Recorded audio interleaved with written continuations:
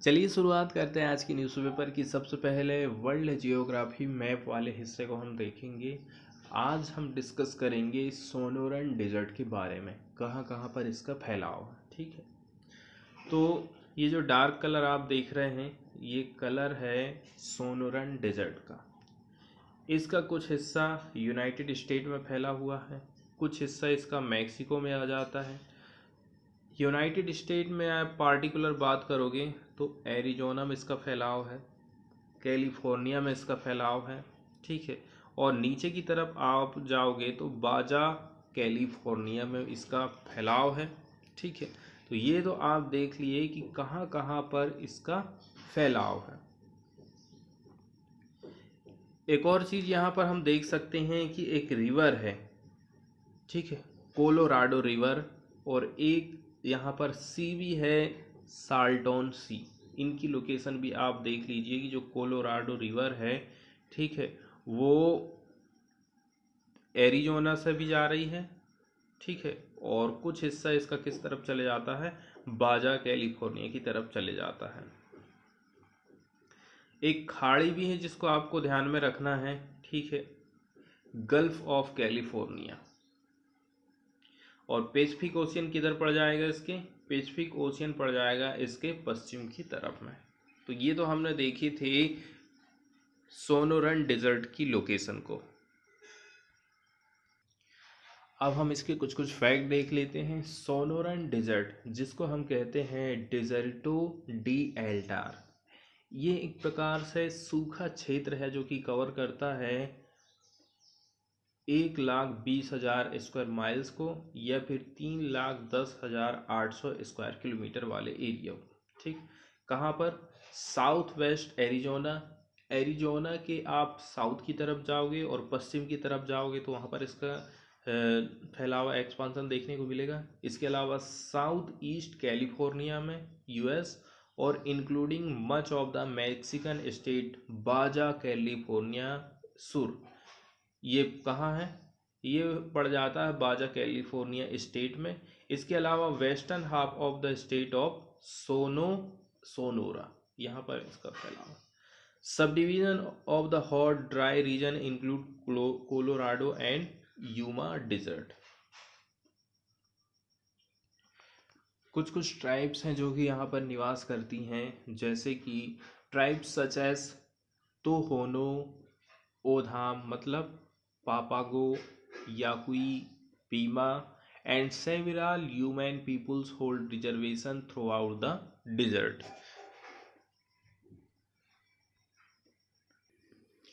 इसके बाद हम सीधे चलते हैं द हिंदू न्यूज़पेपर की तरफ और देख लेते हैं। पहली खबर है यूनाइटेड नेशंस से।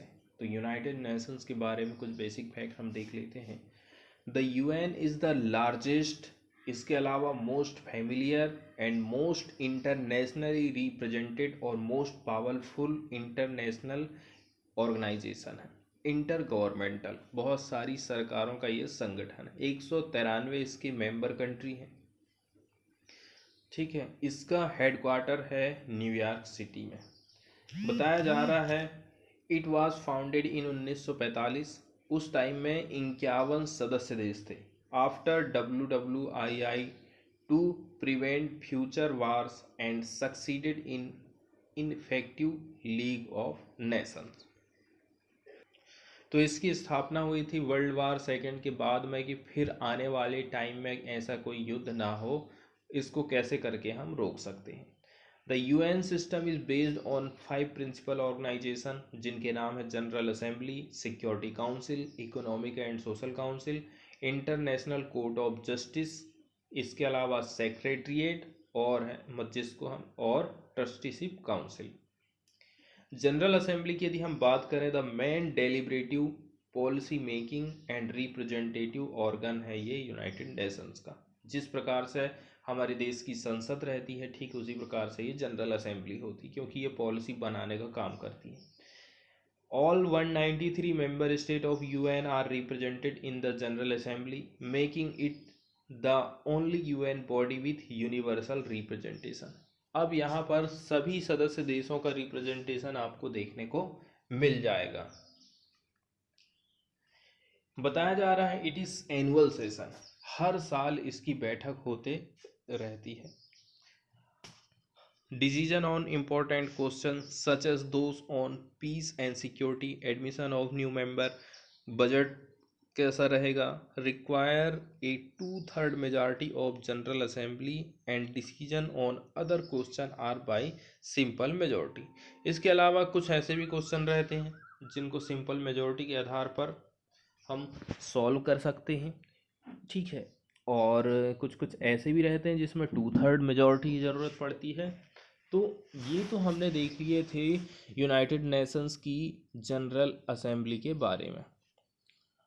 इसके बाद हम आगे बढ़ते हैं और देख लेते हैं सिक्योरिटी काउंसिल के बारे में। The security council has primary responsibility under the UN charter for maintenance of international peace और सिक्योरिटी। पूरे विश्व भर में इंटरनेशनल अंतर्राष्ट्रीय शांति और सुरक्षा बनाए रखना इसका काम है। इसके 15 मेंबर हैं, 5 परमानेंट और 10 हैं non permanent member. Each member has 1 vote और सभी को एक एक वोट मिला है। Under the charter all member state are obligated to comply with council decision, ठीक है। और सब जितने भी इसके मेंबर स्टेट हैं वो ऑब्लिगेटेड होते हैं कि कंप्लाई करें काउंसिल के डिसीजन को। काउंसिल जो भी डिसीजन करता लेता है उसको मानना, उनको लागू करना जरूरी है। इंटरनेशनल कोर्ट ऑफ जस्टिस की यदि हम बात करें तो international court of justice is the principal judicial organ of the United Nation. Its seat is at the peace palace in the Hague, Netherland. Hague Netherland में इसका मुख्यालय बताया जाता है। It is the only one of the principal organ of the United Nations not located in New York. केवल एक ऐसा अंग है जो कि अमेरिका में इसकी लोकेशन नहीं है, अमेरिका के बाहर है, हेग नीदरलैंड में। The court's role is to settle per international law to, इसके अलावा legal dispute submitted to it by state and to give advisory opinion on legal question referred to it by authorise United Nation organ और specialised agencies. तो कुछ ये settlement काम करता है जो जिस हिसाब से इंटरनेशनल लॉ बनाए गए हैं। यही यदि कहीं लीगल डिस्प्यूट हो रहा है, यदि कोई देश झगड़े को यहाँ पर बताता है कि इसको निपटाना है तो उसका निपटारा ही करता है। हम इसके कंपोजिशन को देख लेते हैं, कौन कौन से पार्ट से ये मिलकर बना। The international court of justice composed of 15 जज इलेक्टेड टू 9 ईयर टर्म। 15 इसमें जज रहते हैं, 9 साल के लिए इनको इलेक्ट किया जाता है। Term of the office by United Nation General Assembly. कौन इनको सिलेक्ट करती है? यूनाइटेड स्टेट की जनरल असेंबली और सिक्योरिटी काउंसिल, दो लोग मिलकर के जजों का सिलेक्शन करते हैं। These organs vote simultaneously but separately. In order to be elected, a candidate must receive an absolute majority of the vote in both bodies. अब हम न्यूज़ को देख लेते हैं। न्यूज़ में बताया जाता है India abstain again in UN vote. तो इंडिया ने फिर से परहेज कर दिया है यूनाइटेड नेशंस में वोटिंग डालने। मतलब कि यूनाइटेड नेशंस में इंडिया ने वोट करने को लेकर के अपनी पोजीशन कैसी रखी, हम भाई वोट ही नहीं करेंगे, ना तो हम उसकी आलोचना कर रहे हैं ना हम कुछ कर रहे हैं, हम वोट ही नहीं डालेंगे। HRC panel to probe Russian action. HRC जो प्रोब है, पैनल है, वो रसिया के जो एक्शन है उसकी जांच करने वाला है। ये देखिए यूनाइटेड नेशंस की जो बैठक हुई थी उसके जो मेंबर कंट्रीज हैं इस प्रकार से। तो इंडिया ने फ्राइडे के दिन अब्सटेन कर दिया है on A vote at the UN human right council in Geneva, as the council decided to set up an international commission of inquiry into Russia's action in Ukraine। क्योंकि ये जो commission है ना वो एक इंटरनेशनल कमीशन बनाएगा जो कि जांच करेगा रसिया के एक्शन की यूक्रेन में जो हुआ। The resolution the strongest one to be adopted by UN system yet strongly condemned aggression by Russia. Russia ने जो इन्वेशन किया है, अतिक्रमण किया है, उसका बहुत ज़्यादा आलोचना की गई। And said it was gravely concern, बहुत ही ज़्यादा चिंतित हैं about the report of rights violation by Russia forces, जो अधिकार हैं यूक्रेन के नागरिकों के, वो जो उनका जो वायलेशन हो रहा है इसको लेकर के यूएन गहरी चिंता में है। रशियन की फोर्सेस ने बहुत ज़्यादा राइट्स का उल्लंघन किया है, सिविलियन कैजुअल्टी हुई है and the force displacement of 6,60,000 refugee due to Russian bombing and shelling. 6,60,000 refugee यहाँ पर बताए गए हैं। तो इंडिया उन 13 देशों में था of the 47 member council elected from UN members that abstain from the resolution. कौन कौन है? China, Pakistan, Kazakhstan, Sudan, Uzbekistan और Venezuela. Significantly, the vote followed Prime Minister Narendra Modi's attendance at meeting of Quad leader hosted by US President Joseph Biden। अभी हाल ही में हम quad meeting के बारे में बात किए थे और फिर आगे ये चीज़ सामने आ गई है। एक बात और यहाँ पर निकल के आती है, देखिए 32 कंट्रीज़ की हम बात कर रहे हैं या फिर 2/3 मेंबर की हम बात कर रहे हैं जिन्होंने वोट किया था कि हमें रिजोल्यूशन लाना। और एचआरसी के जो प्रेसिडेंट हैं उनको कहा गया है कि आप अपॉइंट करिए 3 human rights expert for a year. 3 human right expert को आप अपॉइंट करिए 1 साल के लिए। नेक्स्ट न्यूज़ हम देखने वाले हैं स्पिन के लिजेंड शेन वार्न, जिनकी डेथ हो गई, उनसे रिलेटेड ये न्यूज़ छपी है। ठीक है, Shane Warne one of cricket's greatest spinner passed away in Thailand on Friday की इनकी डेथ हो गई है थाईलैंड में। He was found unresponsive in his villa and could not be revived. It was a twin blow for Australia after wicket keeping legend Rodney Marsh succumbed early in the day and Warren had tweeted condolence at 52। Wicket की यदि हम बात करें तो 708 इनके wicket हैं test cricket में। इसके अलावा 293 हैं कहाँ पर? ओडीआई में। बताया जा रहा है जब ऑस्ट्रेलिया ने वर्ल्ड कप जीती थी, इसके अलावा एसेस जब जीती गई थी, तो उस टाइम में उनकी टीम में कौन शामिल थे? शेन वार्न शामिल थे। 2007 में इन्होंने रिटायरमेंट ले लिया था। इतनी ही बातें यहाँ पर हमारी हैं जो कि काम की बताई गई हैं। नेक्स्ट न्यूज़ हम देखने वाले हैं हरियाणा से। हरियाणा की गवर्नमेंट ने, ठीक है, एंटी कन्वर्जन बिल लेके आया है। इसी को लेकर के ये न्यूज़ आई थी, इसको हम देख लेते हैं। ठीक है, बीजेपी की सरकार है हरियाणा में, इन्होंने इंट्रोड्यूस किया है its new anti conversion bill in the assembly on Friday, leading to noisy scenes as the opposition MLAs protested against its tackling. Opposition की तरफ से बहुत ज़्यादा इसका विरोध किया गया था। यहाँ के होम मिनिस्टर हैं अनिल विज, इन्होंने इंट्रोड्यूस किया था Haryana prevention of unlawful conversion of religion bill 2022, which prohibits, जो कि मना करता है कन्वर्जन बाय अल्यूरमेंट। ठीक है, यहाँ पर एक वर्ड आया है एल्यूरमेंट, जिसका मतलब होता है आप किसी को लोभ लालच दे करके धर्म का परिवर्तन करा रहे हैं। Something that persuade one perform an action for pleasure और गेन। इसके अलावा कोएर्सन या फिर फ्रॉडलेंट मीन्स, यदि कोई गलत तरीके से फ्रॉड करके धर्म का परिवर्तन करा रहा है। देखिए बंदूक की नोक पे। ड्यूरिंग द बजट सेशन, तो बजट सेशन में इसको यहाँ पर लाया गया है। तो काफ़ी हीटेड आर्गूमेंट हमको देखने को मिला था ensued between the treasury and opposition benches.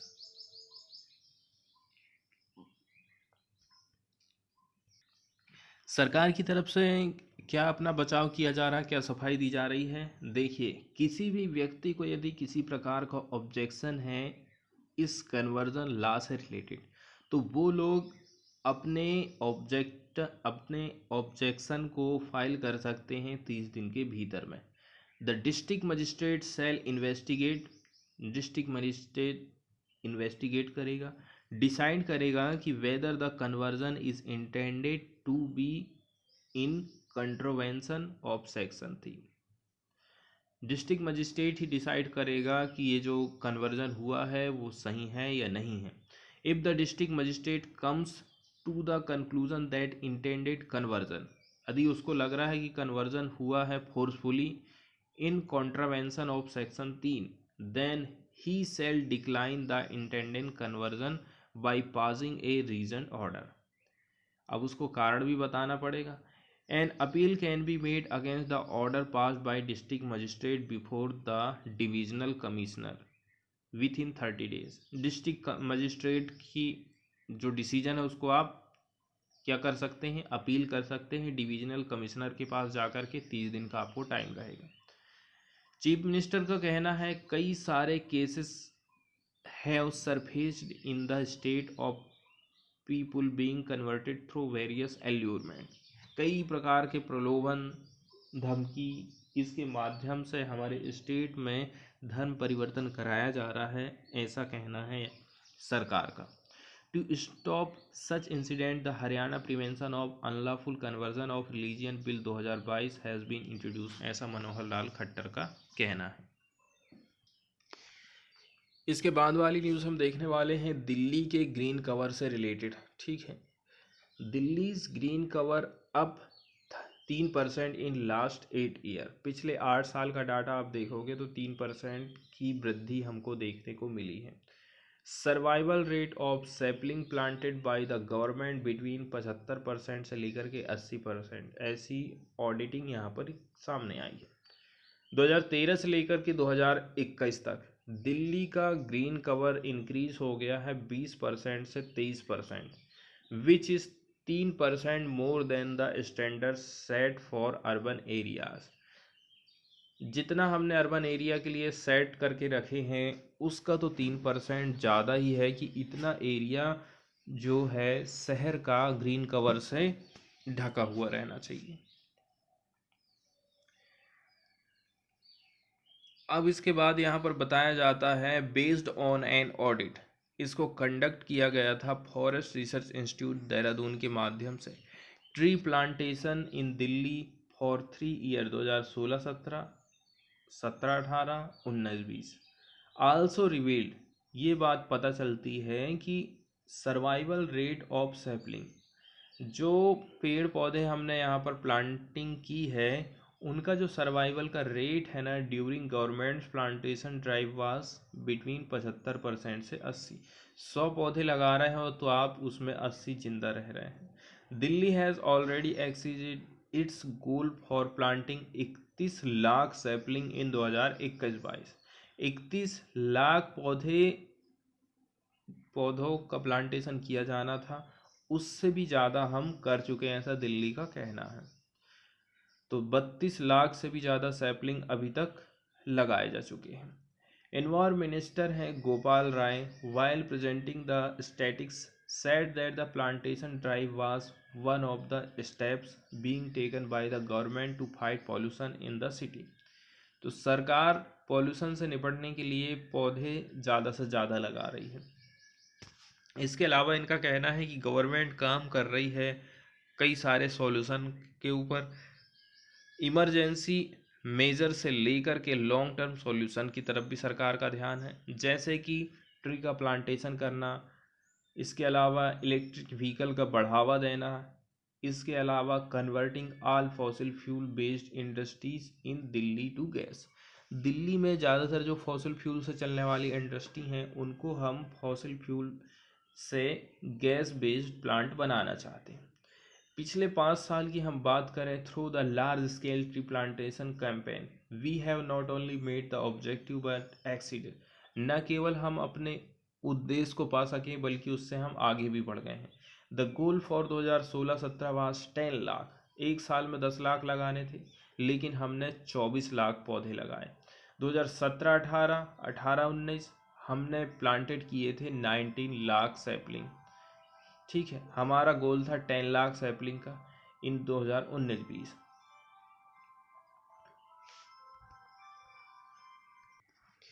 Next जो न्यूज़ है वो पति और पत्नी के संबंध को बताती है। कैन रिफ्यूज़ल ऑफ ट्रीटमेंट, यदि कोई ट्रीटमेंट नहीं करवा रहा है तो क्या उसके बेस पर तलाक लिया जा सकता है, ये क्वेश्चन यहाँ पर किया जा रहा है। सुप्रीम कोर्ट, ठीक है, इस बात को देखेगा। Divorce granted to man after wife decline to be treated for mental illness, ठीक है।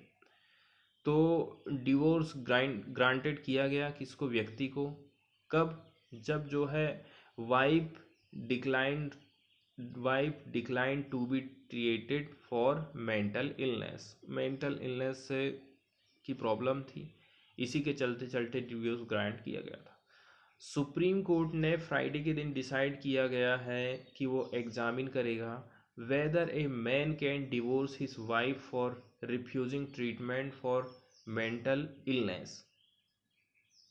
एक ऐसी कंडीशन है, a condition she categorically denies.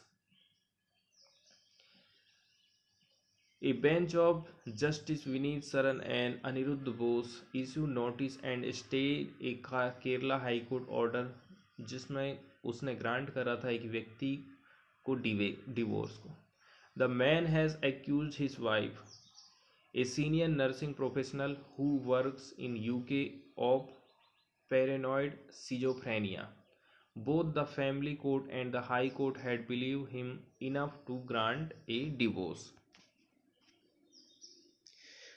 आगे पत्नी का क्या कहना है। पत्नी का कहना है, देखो, यदि मैं बीमार हूं तो इस आधार पर मेरा पति मुझे तलाक नहीं दे सकता। आगे उनका कहना है कि मैं इतनी भी ज़्यादा बीमार नहीं हूं, and is a successful professional in the medical field, और मेडिकल की फील्ड में सक्सेसफुल प्रोफेशनल हूं मैं। Who would know if there is anything wrong with her, और मैं अच्छी तरह से जानती हूँ मेरे साथ यदि कुछ गलत हो रहा था। हर educational background as well as work experience would explain that she never suffered from any sort of mental disorder, या फिर even displayed any such symptom, and the same is merely an allegation imputed by her husband to her.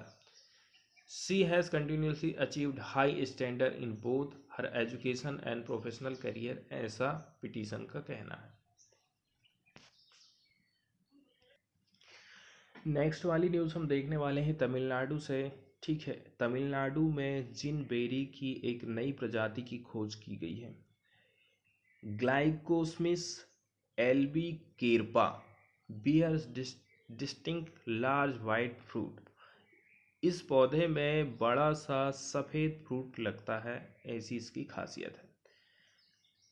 तो कुछ वैज्ञानिकों की team है, कहाँ पर, botanical survey of India BSI के, इन्होंने डिस्कवर किया है एक नई जिनबेरी की स्पीसीज को, कहाँ पर, Kanyakumari wild life sanctuary Tamil Nadu में।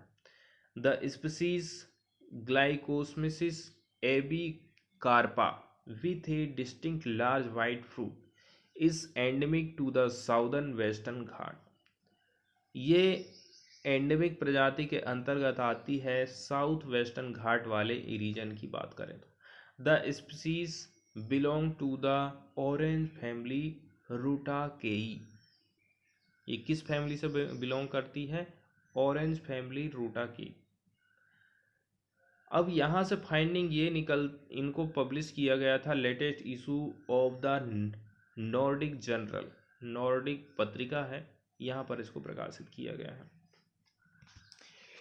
Many of the related plants of these taxonomic groups are being utilised for their medical values and food. इस प्रकार के जो पौधे रहते हैं इनका यूज़ हम करते हैं मेडिकल वैल्यू के लिए और खाने के लिए। Most commonly related species of these plants are collected from the wild, mainly for the local use as food and medicine. Particular outside में जो गांव देहात के लोग रहते हैं वो इसका उपयोग करते हैं दवाई के लिए और खाने के लिए।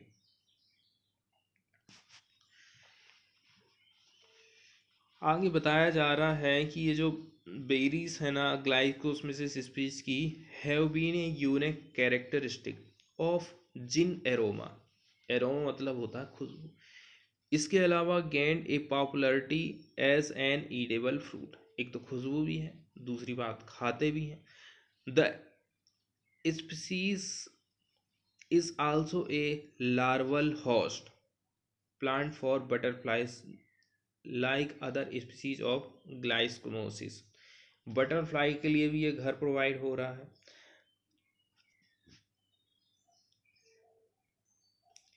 इस प्रजाति की यदि हम बात करें तो एक प्रकार से एवरग्रीन स्मॉल ट्री होता है जिसको फाउंड किया गया है as undergrowth in Tirunelveli semi evergreen forest वाले एरिया में। कहाँ पर? पनागुड़ी फॉरेस्ट सेक्शन में of wild life sanctuary as a single population that covers an area approximately 2 square kilometre का। आगे कहा जा रहा है 4 sub populations of the species were located in the valley between 2 hillocks. Hillock का मतलब होता है पहाड़ी। तो 4 हमें क्या चीज मिल गई है यहाँ पर? सब पॉपुलेशन मिली हैं इस प्रजाति की पहाड़ी एरिया में। हर एक के पास क्या है? 3 से 7 मैच्योर इंडिविजुअल हैं ग्रुप्स में। The flowering natural regeneration and seeding requirement of this taxon is found to be fairly good within the locality. Habitat modification cause a major threat to the survival of this species. इस प्रजाति के लिए क्या चीज़ खतरा है कि ये survive नहीं कर पा रहा है, यहाँ पर ये बात बताई जाती है। इसके बाद वाली न्यूज़ हम देखने वाले हैं ज़ैपोरिज़िया न्यूक्लियर पावर प्लांट के बारे में। ठीक है, स्थापना और इसके साइज की हम बात करें तो ये न्यूक्लियर पावर प्लांट को बिल्ड किया गया था बिटवीन 1984 से लेकर के 1995 के बीच में। It is the largest nuclear power plant in Europe and the 9th largest in the world. Europe का सबसे बड़ा न्यूक्लियर पावर प्लांट है ये, और विश्व में इसका स्थान देखेंगे तो वो 9वें नंबर पर आता है। कैपेसिटी की यदि हम बात करें, इट है 6 रिएक्टर। यहाँ पर 6 रिएक्टर हैं जो कि हर एक जनरेट करता है 950 मेगावाट को, एंड ए टोटल आउटपुट मिल जाता है 5700 मेगावाट। इनफ एनर्जी फॉर रफली 4 एम होम्स। यहाँ पर 4 एम होम्स क्यों लिखाना है, ये थोड़ा क्लियर नहीं हो पाता है। 4 मेंबर हो गए। बिजली का कितना उत्पादन यहाँ पर होता है? यूक्रेन में यदि हम बात करें तो in normal time it produce 1/5 of Ukraine electricity. 1/5वां हिस्सा यूक्रेन का यहीं से बिजली की आपूर्ति कर रहा है। Almost half the energy generated by the countries nuclear power facilities. आधी ये कर रहा है और आधी अलग साधनों के द्वारा बिजली का उत्पादन हो रहा है। लोकेशन की हम बात करें तो ये जो प्लांट है वो लोकेटेड है साउथ ईस्ट यूक्रेन में। ठीक है, Enerhodar on the banks of Kakhovka reservoir on Dnieper river. It is about 200 kilometre from the contested Donbas region and 550 kilometre south east of the Kyiv. News में बताया जा रहा है रसिया ने seize कर लिया है यूरोप के लार्जेस्ट न्यूक्लियर प्लांट को।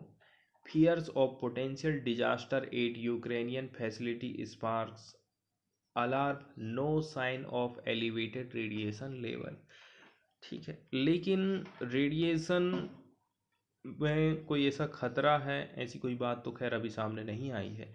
रसिया की फोर्स ने सीज कर लिया है लार्जेस्ट न्यूक्लियर पावर प्लांट को, यूरोप का है ये।